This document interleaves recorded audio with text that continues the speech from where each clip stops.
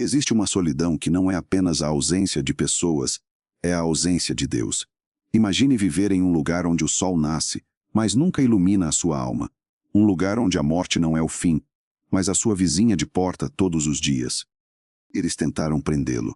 Grilhões de ferro, correntes forjadas pelos ferreiros mais fortes de Decápolis. Mas o que habitava aquele corpo não conhecia limites físicos. O metal se partia como palha seca.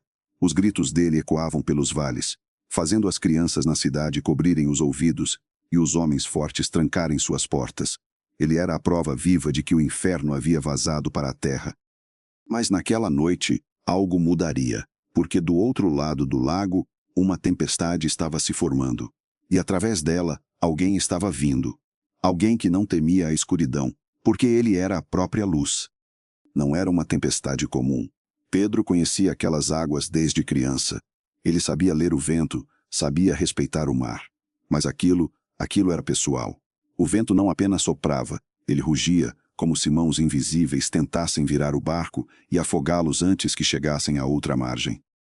Havia um propósito maligno naquelas ondas. As trevas sabiam quem estava naquele barco. E sabiam para onde ele estava indo. O medo tem um cheiro. É o cheiro de suor frio e água salgada. Os discípulos gritavam, lutando contra a morte iminente. Mestre, não te importas que pereçamos? A pergunta ecoou no vendaval. Quantas vezes na sua vida você gritou o mesmo? Quando as ondas dos problemas parecem maiores que a sua fé, quando o silêncio de Deus parece abandono. Jesus abriu os olhos. Não havia medo. Apenas autoridade. Ele não se levantou para ajudar a tirar água do barco. Ele se levantou para tratar a raiz do problema. Ele falou com o vento como quem dá uma ordem a um cão raivoso. Cala-te, aquieta-te. Não foi um pedido. Foi um decreto do Criador sobre a criação. Imediatamente, o silêncio. O mar se tornou vidro. O vento morreu instantaneamente. O barco parou de balançar. O silêncio que se seguiu foi mais alto que o trovão. Talvez hoje você esteja no meio desse mar revolto. As ondas da ansiedade, do medo e das dívidas estão batendo no seu barco. Se você crê que esse mesmo Jesus pode ordenar, cala-te para a tempestade na sua vida agora mesmo, eu quero que você faça algo profético. Deixe o seu like neste vídeo agora. Ao clicar no botão, você está dizendo, Senhor, acalma a minha tempestade. Faça isso agora como um ato de fé. Inscreva-se no canal, para caminharmos juntos nessas águas profundas. Eles chegaram. O país dos Gadarenos. Uma terra gentia, onde se criavam porcos, e onde a lei de Moisés era apenas uma lembrança distante. Ao descerem do barco, o ar mudou. Não cheirava mais a chuva limpa. Cheirava a enxofre, a decomposição, a terra velha. Os discípulos, ainda trêmulos pelo milagre no mar, agora sentiam um arrepio diferente. Tiago olhou para as montanhas rochosas cheias de cavernas escuras, túmulos antigos escavados na pedra. Jesus não foi ali fazer turismo. Ele não foi pregar para uma multidão em uma praça ensolarada. Ele atravessou o inferno no mar para buscar um homem. Pense nisso. O Rei do Universo viajou para a terra mais impura, para o lugar mais esquecido, para encontrar a pessoa mais rejeitada da sociedade. Aquele homem viu Jesus de longe. E o que aconteceu a seguir desafia toda a lógica humana. O homem que ninguém conseguia prender, o homem que atacava a todos, correu. Mas ele não correu para atacar. Ele correu e se prostrou. Não foi o homem que se curvou. Foi a nós que reconheceu o General Supremo. Que tenho eu contigo, Jesus, Filho do Deus Altíssimo? Por Deus te conjuro, não me atormentes. Observe a ironia. O atormentador agora estava com medo de ser atormentado. A presença da santidade absoluta é tortura para o mal absoluto. Jesus olhou para aquele ser humano destruído. Ele não via o monstro que a cidade via. Ele via o filho, a criação, a alma presa em uma jaula de carne e demônios. Jesus perguntou, com uma voz calma que cortava o ar frio da madrugada, qual é o teu nome? O homem tentou responder. Talvez quisesse dizer seu nome de batismo, o nome que sua mãe lhe dera. Mas sua língua foi sequestrada. Nós é o meu nome, porque somos muitos. No exército romano, isso significava 6.000 soldados. 6.000 espadas, 6.000 escudos, uma máquina de guerra organizada para matar. Imagine o peso disso. 6.000 personalidades malignas espremidas dentro da mente de um único ser humano. Uma superpopulação de ódio em um corpo frágil.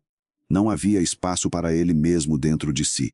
Cada pensamento, cada desejo, cada movimento era ditado por tiranos invisíveis. Mas diante de Jesus, a arrogância de nós se desfez em desespero. Os demônios sabiam teologia melhor do que os fariseus. Eles sabiam que aquele homem à frente deles tinha a chave do abismo. Suplicamos-te, não nos mandes para o abismo. Não nos mandes para a escuridão sem fim antes do tempo. É aterrorizante pensar nisso. O inferno tem medo. O mal, que parece tão poderoso quando assombra suas noites, treme diante da simples presença de Cristo. Eles preferiam habitar em qualquer coisa, qualquer carne imunda, do que enfrentar o julgamento da solidão eterna longe da criação de Deus. Se nos expulsas, permite-nos entrar naquela manada de porcos. Jesus não negociou. Ele não fez um ritual, não usou fumaça, não gritou mantras. A autoridade suprema não precisa de esforço. Com uma única palavra, ele autorizou a troca.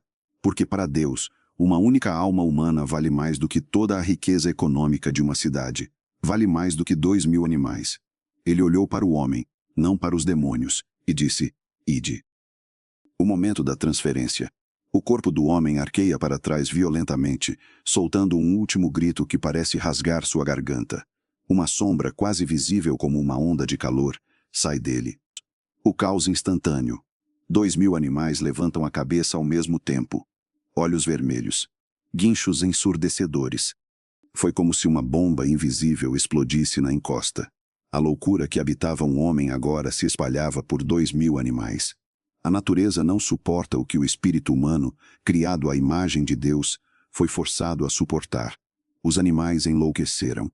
Em um frenesi de autodestruição, a manada inteira correu em direção ao abismo. Pare e escute esse silêncio. Aquele homem viveu anos ouvindo gritos dentro da cabeça.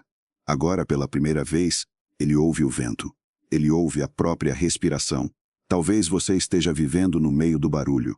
Vozes dizendo que você não consegue, vícios que gritam mais alto que sua vontade, ansiedades que correm como uma manada desgovernada na sua mente.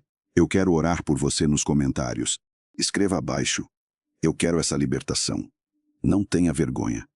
Ao comentar, você está decretando que, assim como nós saiu, todo o mal tem que sair da sua casa e da sua mente agora. Comente. Eu quero essa libertação. E vamos profetizar a sua paz. Ele olhou para as próprias mãos. As cicatrizes ainda estavam lá, marcas do passado, mas as mãos não tremiam mais. As correntes invisíveis haviam sido quebradas. Os discípulos se aproximaram cautelosamente. Pedro trouxe uma túnica. Alguém lhe ofereceu água. Imagine a sensação da água fresca descendo por uma garganta que só conhecia uivos de dor. Imagine a sensação de um tecido limpo sobre a pele que só conhecia pedras e feridas. Ele estava sentado, vestido, e em perfeito juízo. 3 milagres em um. O corpo descansava. A dignidade foi restaurada. A mente foi curada. Isso é o que acontece quando Jesus assume o controle. Ele não apenas expulsa o mal, ele reorganiza o caos. Ele arruma a casa. Onde havia ruína, ele constrói um templo. Mas enquanto o homem experimentava o céu na terra, no alto da colina, outro tipo de tempestade se formava. O mundo não entende a graça. Os cuidadores dos porcos correram para a cidade, não para dar a boa notícia de que um ser humano foi salvo, mas para dar a má notícia de que a economia foi abalada. O medo estava prestes a mudar de rosto. Antes, eles temiam o endemoniado. Agora, eles começariam a temer aquele que o libertou. Porque o poder de Deus, quando invade a nossa realidade, confronta nossos valores. O que vale mais para você? Os seus porcos ou a salvação do seu irmão? A cidade inteira estava acordando. E eles não estavam vindo com flores para agradecer a Jesus. Eles estavam vindo com pedras nas mãos e medo nos corações. Eles viram. Viram o homem que, por anos, foi o pesadelo da cidade. Aquele que uivava nas noites de lua cheia, aquele que as mães usavam para assustar as crianças desobedientes.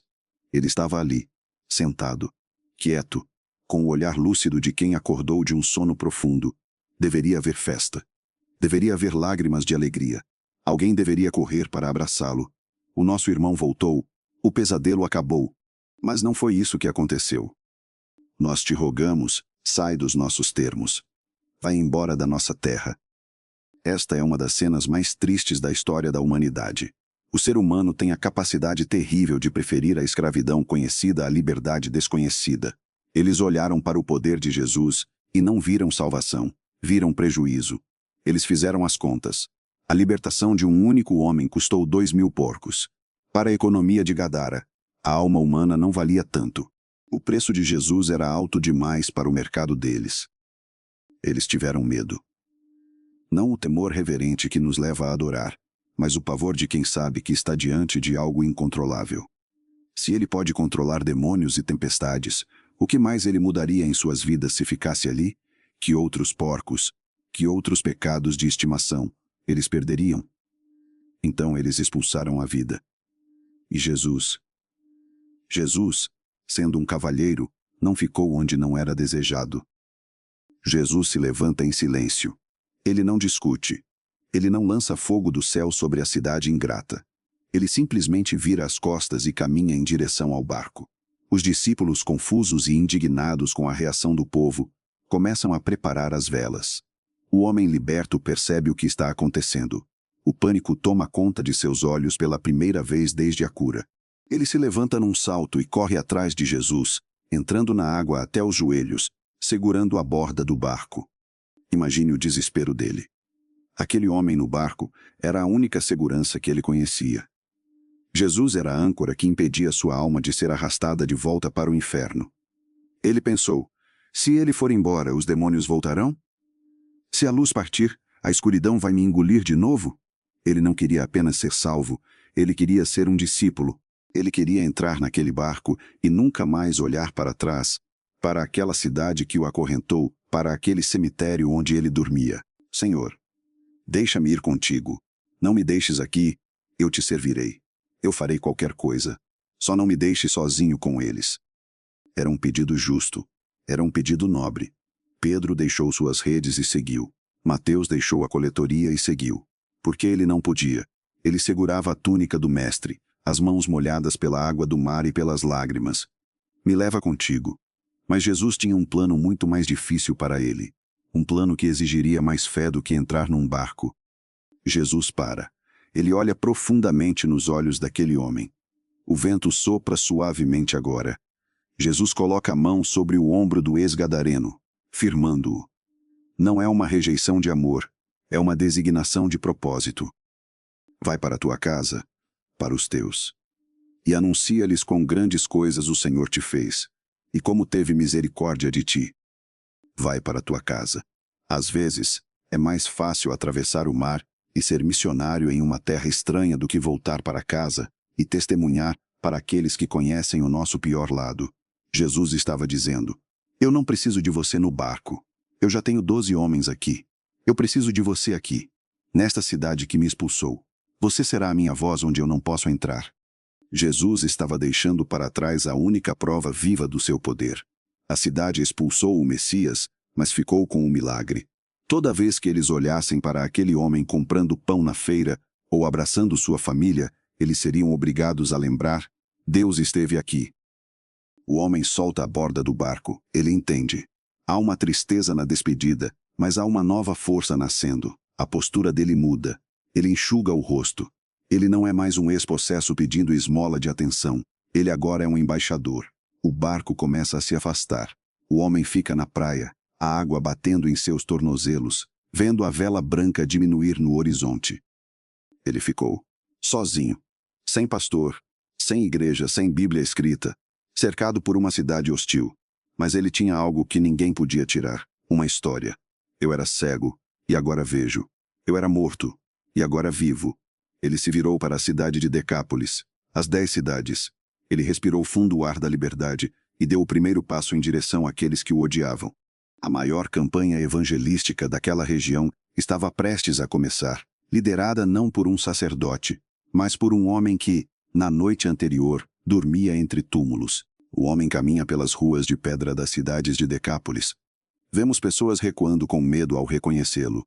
Mães puxam filhos, mas ele não grita. Ele para no meio da praça, perto da fonte de água. Ele levanta as mangas da túnica, expondo as marcas antigas nos pulsos. Ele começa a falar, não como um louco, mas como um orador. As pessoas param. O medo se transforma em curiosidade. A curiosidade se transforma em assombro. Ele não tinha um púlpito. Não tinha um pergaminho da lei. Ele não sabia citar os profetas antigos. Tudo o que ele tinha era a sua cicatriz e a sua história. E isso era suficiente. Ele percorreu as 10 cidades, Decápolis. Ele entrava nas tavernas, nos mercados, nas sinagogas. Olhem para mim, ele dizia. Vocês se lembram dos gritos? Vocês se lembram do terror? Aquele homem morreu. Quem está diante de vocês é a prova de que Deus pode reescrever qualquer história. A mensagem se espalhou como fogo em palha seca. O homem que foi a vergonha da região tornou-se a sua maior glória. Onde a nós havia espalhado o terror, o liberto agora plantava a esperança. Ele preparou o solo. Ele arou a terra dura dos corações gentios com as lágrimas do seu testemunho. Alguns meses depois, na mesma margem do Mar da Galileia, na região de Decápolis. Mas agora, a cena é oposta à da chegada noturna e tempestuosa. O dia está brilhante. O barco de Jesus se aproxima novamente. Desta vez não há silêncio. Não há apenas um louco e porcos. Há uma multidão gigantesca. Milhares de pessoas. A Bíblia fala de 4.000 homens, sem contar mulheres e crianças, esperando na praia. E no meio da multidão, com um sorriso sereno, está ele, o nosso missionário improvável. A Bíblia nos conta que quando Jesus voltou àquela região, ele não foi expulso. Uma multidão o esperava. Eles trouxeram coxos, cegos, mudos e muitos outros doentes, e os colocaram aos pés de Jesus. Quem reuniu essa multidão? Quem convenceu aquela cidade medrosa a receber o Mestre? Foi ele, o homem que ficou para trás. Ele transformou a rejeição em recepção, porque ele obedeceu. Quando Jesus desceu do barco desta vez, ele não viu inimigos. Ele viu o fruto do trabalho de um único homem que decidiu contar quão grandes coisas Deus lhe fez. Jesus caminha entre a multidão curando a todos. Ele troca um olhar com o homem liberto à distância. Um aceno sutil. Um sorriso de bom trabalho, servo fiel. Não precisam de palavras. A missão foi cumprida. Nós nunca soubemos o nome dele. A história o chama de o endemoniado Gerazeno. Mas no céu, ele tem um nome novo. A história dele nos ensina que não existe caso perdido. Não existe fundo do poço que a mão de Cristo não alcance. Você pode estar cercado por uma legião de problemas. Você pode estar vivendo entre os sepulcros da depressão, das dívidas, do luto. O mundo pode ter desistido de você. Sua família pode ter medo de você. Você pode ter medo de si mesmo. Mas há um que atravessa a tempestade só para te encontrar. Há um que enfrenta o inferno inteiro só para resgatar a sua alma. E quando ele te libertar, e ele vai te libertar, a sua história não será apenas sobre você. Será a chave que libertará a sua casa, a sua cidade, a sua geração. Essa história não é apenas um relato antigo. É um espelho. Hoje, Jesus está parando o barco na praia da sua vida. Você tem 2 escolhas. Pedir para ele ir embora, com medo das mudanças, ou cair aos pés dele e aceitar a nova vida. Eu quero desafiar você agora. Se você sentiu o coração acelerar durante esse vídeo, é o Espírito Santo te chamando. Não saia deste vídeo sem se inscrever no canal. Nós trazemos histórias que alimentam a alma toda semana. Se inscreva e ative o sino. E mais importante, compartilhe este vídeo com alguém que precisa de esperança. Mande no grupo da família, mande para aquele amigo que está passando por lutas. Seja você o missionário que leva a boa notícia. Sua cicatriz vai virar seu testemunho.